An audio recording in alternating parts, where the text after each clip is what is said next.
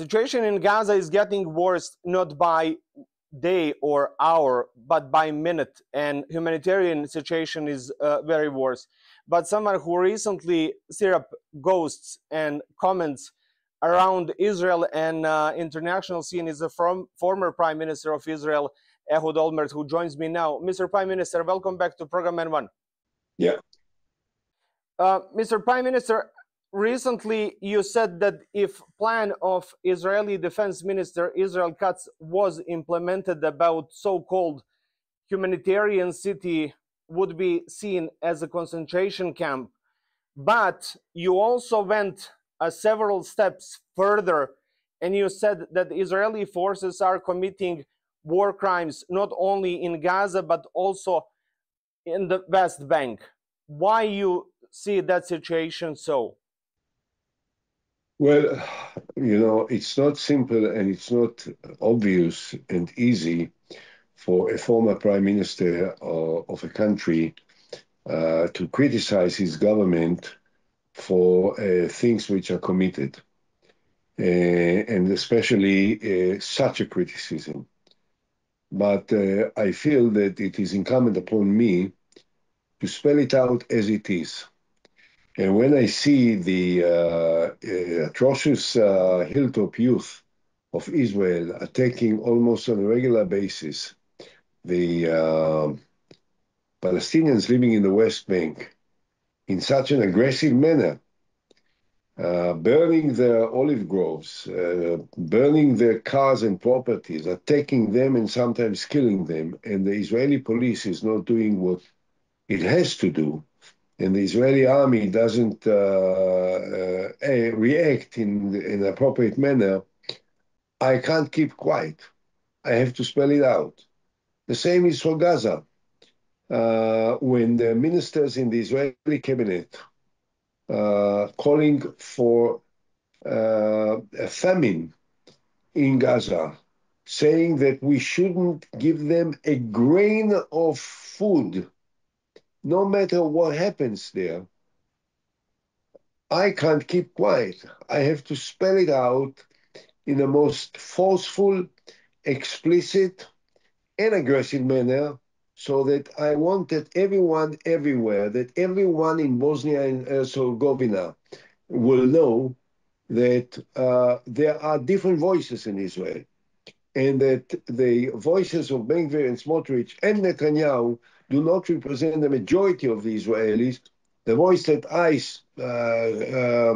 make, the statements that I make represent the majority of the Israelis on these days. We are against the humanitarian crisis in Gaza.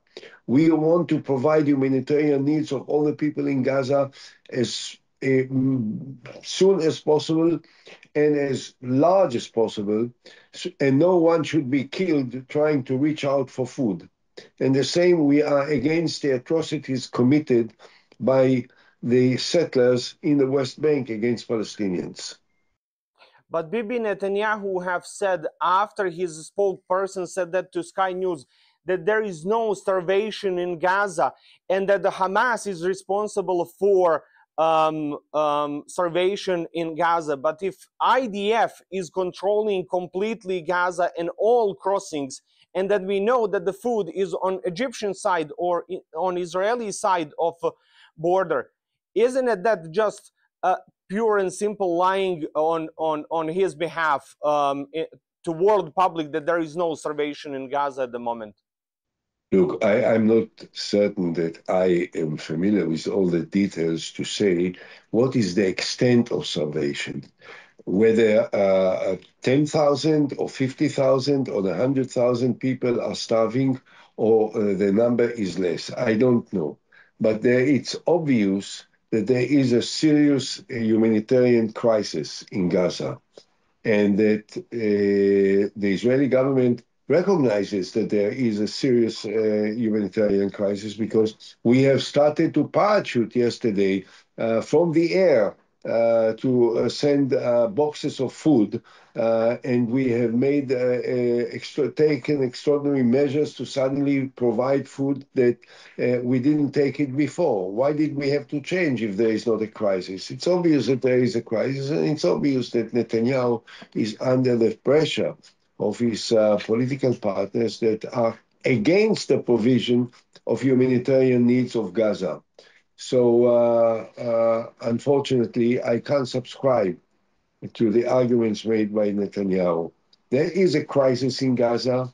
It is recognized by the entire world. Everyone sees that there is a crisis. I don't want to say, and I don't think anyone can say, how many people are starving. If one baby is starving, there is a crisis. Mr. Prime Minister, you just said that you want your voice to be heard, but when you have your colleague, if I may say, on a prime ministerial position, General Barak, and when you have General Golan, who are raising their voices against this administration or this regime in Israel, what that tells us about the state of Israel if highly decorated officials and prime ministers are going against its own country at this moment, especially Barak, who was commander to Bibi Netanyahu and his defense minister, if I'm not wrong. He was my defense minister and he was Bibi's defense minister. That's right. Well, look, we are not going against the state of Israel. We are not going against the country. We are only going against the government, which is perfectly legitimate and acceptable and reasonable and unavoidable given the circumstances with which we have to battle on these days. So General Barak, former prime minister and former minister of defense and former commander of the Israeli army, General Golan, General Chalutz, General Yelon. I can name all the generals and the former chief of staff who are now against the Israeli government. We are fighting against the Israeli government. The state of Israel is against the government of Israel because the government of Israel declared war on the people of Israel and the state of Israel. Now, what does it show about Israel? Number one, it shows that we have a terrible government that has to be removed. Number two, it shows that we still have democracy so that people like us can oppose the government and can spell it out and speak up in the most explicit manner everywhere we want, both in Israel and outside of Israel, fighting our government. And it also shows that there is a serious crisis in Israel. Because if so many of the former commanders and leaders of the Israeli politics, of the Israeli army, are all united in opposing the government, there must be something entirely wrong in Israel that brings it into life. And I hope that we will succeed. I don't know who will be elected prime minister in Israel after the next elections. I am almost certain that this will not be Netanyahu. You said in our first interview, which was in November of 23, when he is forced out of government, that he probably will go to a place where nobody will find him and recognize him. But let me ask you this while we are speaking about him. He's throwing around very often anti-Semitic claims against people who are criticizing his government. One of those people against whom he thrown that accusation is Judge Theodore Meron, who was the president of the Cry Tribunal for former Yugoslavia, well-known jurist and legal expert. You said somewhere the critics of government are not anti-Semitic, they're anti-Israeli, but I would say anti-Israeli government. What it means when he throws anti-Semitic accusation against people such as Judge Meron? Look, I don't want to make a specific comment about one individual or another individual because I don't want to be misinterpreted that if I give a clear bill of health for one and I didn't mention another one, then someone will think that I think that the other one is anti-Semitic. In principle and in general, I'll say this. I can perfectly understand And I think it's perfectly legitimate that people are against the Israeli government. Not everyone who is against the Israeli government is anti-Semite. Look, there is anti-Semitism across the world. It's not new. We've been the victims of anti-Semitic attitudes, and so many of our people were exterminated because of this. But at the same time, to say today, on these days, under the present circumstances, that one who is criticizing the Israeli government is almost inevitably an anti-Semite is absolutely outrageous, despicable, and unacceptable. A person has a right, unfortunately, in many cases, I can even understand why they criticize the Israeli government, because I criticize the Israeli government just as much. So, but that doesn't mean that I'm anti-Semite, and I don't think that others that criticize the Israeli government are anti-Semite. Sometimes they are, but in most cases that I'm familiar with at the present time, in the international now discussion taking place in Europe or in America or in other parts of the world, I think that largely this is anti-Israeli government policies. And I can blame no one for being anti-Semite only because he can't tolerate Netanyahu. Mr. Prime Minister, let me ask you about international scene. France have said that they will recognize Palestine in September at the United Nations. Canada also. United Kingdom is considering their next moves. U.S. president is against that. What is your opinion? Because I know that you're working with Dr. Nasser Al-Kidwa on the plans for day after, how to resolve this. And before that, who can stop Bibi Netanyahu? Is that Donald Trump or Chancellor Merz, or there is someone else who has enough political power to stop him and what he's doing at the moment in Gaza?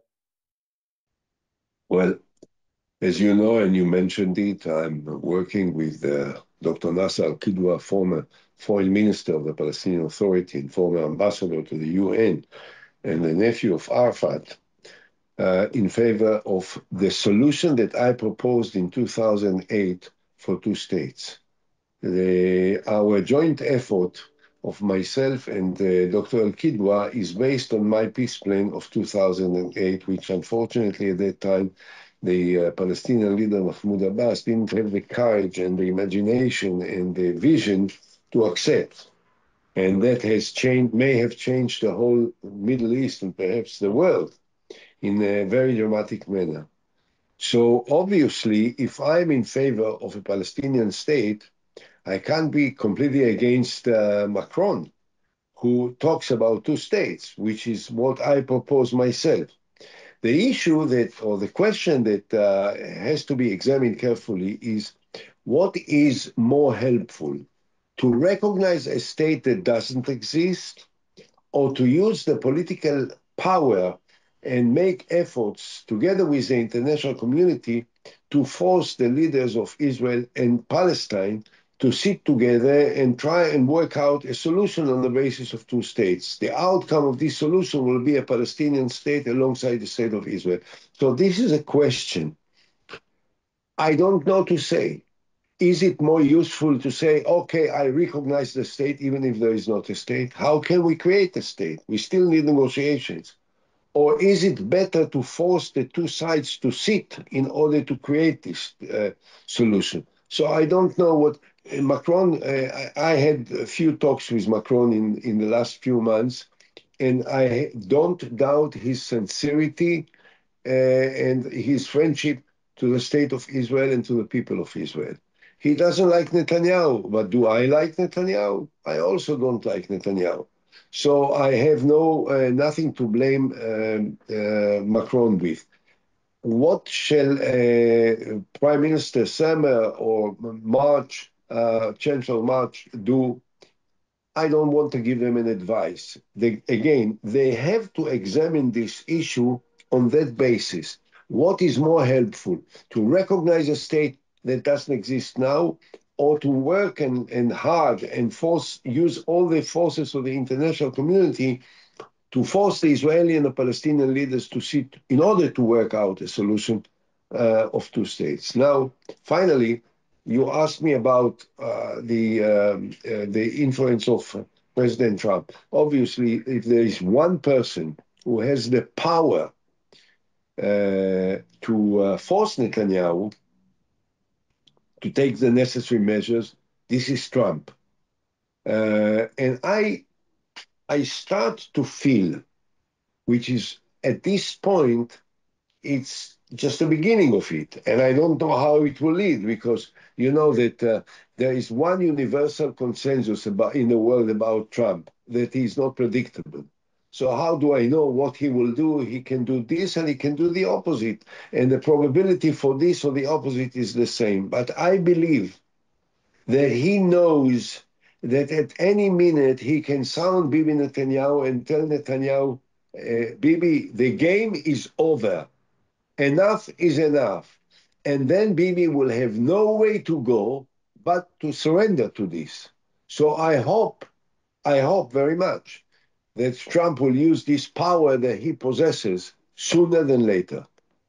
But Prime Minister, he has that idea of making Gaza, as he said, Riviera of the Middle East. Can he really do that? Or he will need to subscribe himself to the opinion of the majority of the international community to make a two-state solution for the Middle East and for Israel and Palestine? Tell me, why do you have to remind Trump of what he already forgot? You are now talking about the Riviera. A long time ago, I mean, sometimes it takes Trump a much shorter time to change positions. This time he made it even half a year ago. Now there are entirely new circumstances, and I think that Trump already talks in a different manner about Gaza. He says that the people of Gaza suffer and that they need to have food and that they need to be assisted and so on and so forth. So I think that yes, he had different ideas, but he is not indifferent to the changing circumstances and the need to come up with more viable and practical solution. And the only practical solution is a two-state. How to achieve it? It will be heartbreaking, very difficult, very painful, very complex, because of the opposition amongst many in Israel and because of the opposition amongst many in Palestine, and because after the 7th of October, it became increasingly difficult for Israelis to think that they can compromise with the Palestinians. And equally, after the 8th of October, it became increasingly difficult for Palestinians, considering all the suffering and the destruction in Gaza, to think about a compromise with Israel. But both sides have no choice. Both sides can't move forward out of bloodshed and fighting and terror and hatred only by compromising towards a two-state solution. And Trump has the opportunity to win the admiration of the entire world if he will not do what he said in the past, but he will do what needs to be done today. Let me ask you, for the end of this conversation, one more thing. Last time when I spoke with you, you told me I'm speaking with them more than I speak with somebody else. And you were speaking about Palestinians. You have contacts with them. Are they seeking at this moment a new leadership? Is that the requirement for them to start this process, to get the new leadership? Abu Mazen is old. He's almost 90 years old. He's for 20 years in power. They need some new voices. Is that Dr. Al-Kidwa? Is that Dr. Salam Al-Fayed? Or is that somebody else who could emerge in the next few months to be a new leader for Palestinians? I don't know who the Palestinian leader will eventually be. One thing I know, that there are Palestinians that are prepared to talk with us and to talk in the direction that I talk now with Dr. Nasser Al-Kidwa. Nasser Al-Kidwa himself. There is also Salam Fayyad, as you mentioned, and there are many others. Look, there are many intransigent Palestinians that are not prepared to compromise. Hamas is also Palestinians. Islamic Jihad is also Palestinians. And they are terrorist, bloody organizations, murderous organizations. But there are many others. And we are looking to communicate and to create a dialogue with the others.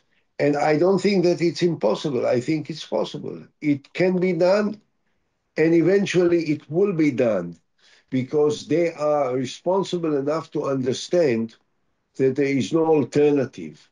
If they want to build a future for their grandchildren and great-grandchildren of integrity, of security, of valuable life, of the opportunities to study and to prosper and to build their own national interest in the right direction, then they have to come to terms of the two-state solution with Israel. And the same says, I say for us, we also have, I mean, I do, so many Israelis do, but we need to have a government that is committed to the implementation of this idea. We hope that it will take place soon in Israel and also in Palestine. Mr. Prime Minister, thank you so very much for your time and for this timely conversation. Thank you.